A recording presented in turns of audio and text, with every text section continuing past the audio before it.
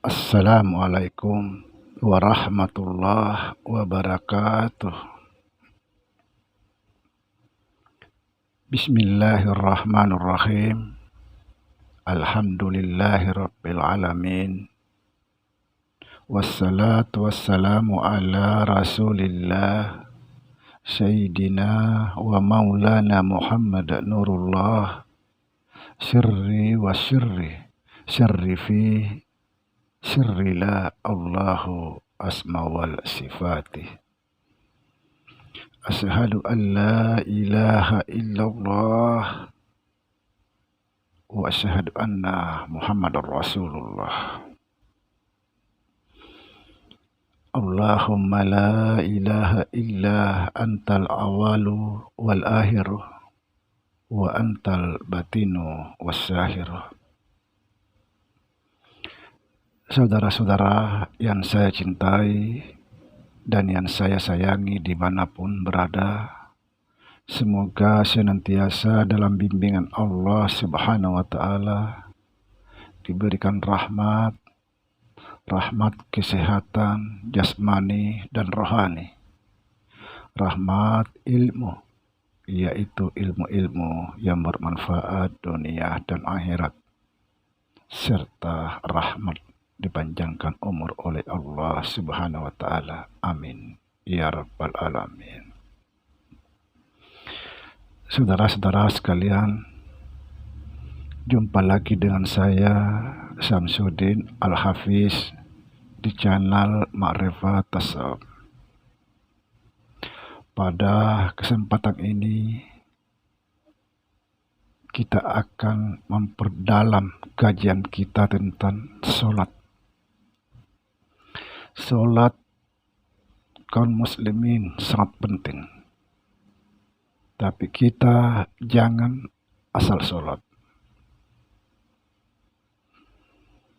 Rasulullah Sallallahu Alaihi Wasallam pernah bersabda bahwa ada dua golongan umatku mengerjakan sholat, sama-sama ruku, sama-sama sujud, sama-sama rakaatnya, sama-sama waktunya, tapi perbedaan antara langit dan bumi. Karena sebagian kecil orang mengetahui rahasia-rahasia sholat. Lalu apa rahasia sholat yang perlu kita ketahui? Apa rahasia sholat yang perlu kita fahami? Rahasia sholat itu terletak di dalam takbiratul ihram dan terletak di dalam setiap tindakan. Yang pertama ingin saya sampaikan di sini bahwa kita harus menfanakan diri di dalam sholat. Barang siapa bisa memfanakan dirinya dalam sholatnya, maka itulah orang-orang yang khusyuk dalam sholat. Tapi kalau belum bisa memfanakan diri dalam sholatnya, dia tidak akan pernah khusyuk dalam sholat. Lalu apa yang dimaksud memfanakan diri dalam sholat? Memfanakan diri dalam sholat, kita harus selalu sadar tentang Allah Subhanahu wa Ta'ala, bukan sadar tentang diri sendiri. Kalau kita selalu sadar tentang diri sendiri, maka mustahil kita bisa fana. Lalu apa yang dimaksud sadar tentang Allah Subhanahu wa Ta'ala? Sadar tentang Allah Subhanahu wa Ta'ala yaitu setiap gerakan di dalam sholat itu kita harus betul-betul menyadari bahwa itu adalah Allah, bukan kita. Subhanallah. Kita harus menyadari bahwa di dalam setiap tindakan itu, ruku, sujud, dan lain sebagainya itu adalah Allah, bukan kita. Kalau kita yang merasa bahwa aku yang sujud, ruku, dan lain sebagainya, itu namanya sadar tentang diri sendiri. Mudah-mudahan ini semua bisa dipahami agar sholat kita menjadi betul-betul sholat yang diharapkan oleh Allah Subhanahu wa Ta'ala. Kalau kita selalu merasa sadar tentang diri sendiri dalam sholat, itu artinya kita menduakan Allah Subhanahu wa Ta'ala.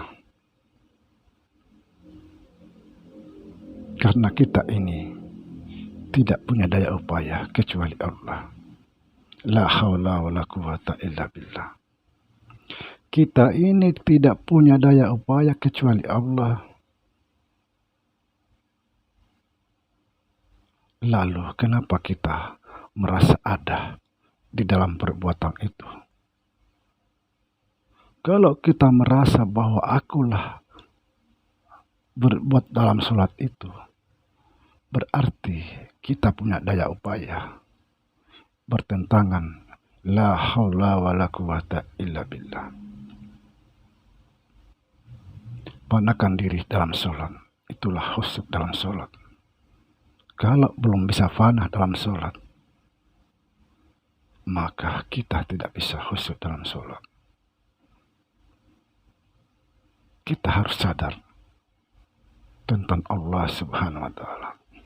Dan perlu juga saya sampaikan di sini bahwa banyak sekali orang tidak memahami, tidak menyadari apa makna setiap kita ruku, sujud, dan setiap gerak di dalam sholat itu kita selalu mengucapkan Allahu Akbar.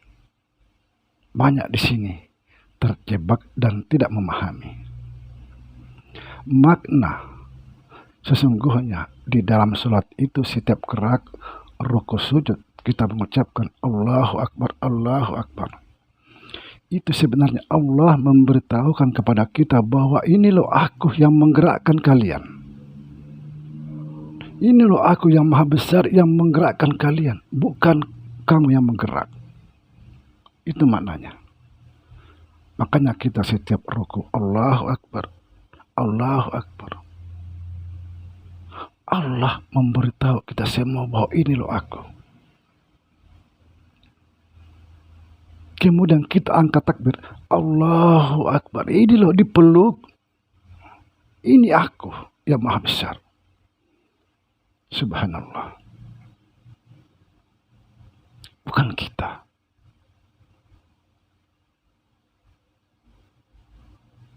Inilah yang disebut ahli ibadah.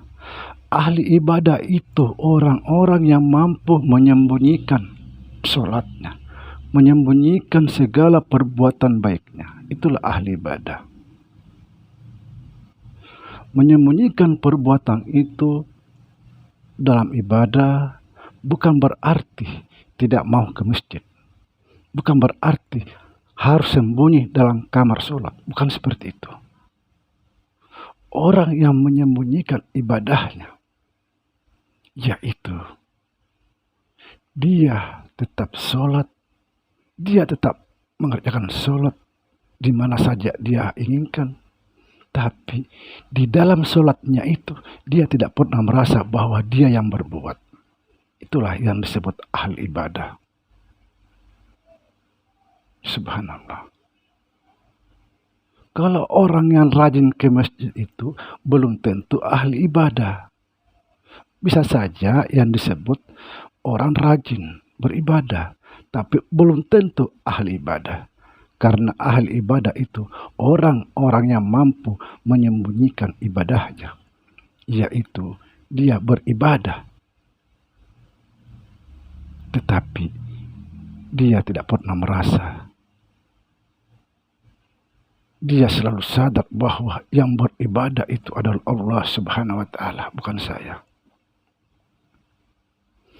Kemudian yang saya sampaikan sangat penting tentang takbir. Perhatikan saudara, ini juga sudah sering saya sampaikan di dalam konten saya. Ketika kita angkat takbir, Allahu Akbar, harus bersamaan kata hu sampai ke perut ini. Artinya tangan itu harus bersamaan sampai hu ke dalam perut. Misalnya, Allahu Akbar. Karena hu itu adalah bawaan rahasia, yaitu dia. Kalau kita bersamaan tangan ini sampai dengan kata hu dalam perut, Allahu Akbar, berarti sampailah kita kepadanya. Setelah sampai kita kepadanya, maka lenyaplah kita di dalam alif. Lalu lenyaplah kita di dalam kaf. Lenyaplah kita di dalam ba, dan lenyaplah kita di dalam ra. Allahu Akbar. Setelah kita lenyap di dalam Allahu Akbar, dalam kebesarannya, maka tidak ada lagi perbuatan kita kecuali perbuatannya. Tapi kita juga harus selalu sadar tentang Allah, bahwa Allah itulah yang berbuat dalam sholat itu, bukan kita. Sekali lagi saya perjelas, harus bersamaan mata terpejam dengan tangan dengan kata hu sampai ke dalam perut. Setelah kita mengucapkan Akbar, buka mata. Perhatikan saudara, Allahu Akbar. Allahu Akbar. Setelah Akbar, buka mata, maka inilah kelihatan kebesaran Allah Subhanahu wa Ta'ala. Demikian, semoga bisa difahami. Assalamualaikum warahmatullahi wabarakatuh.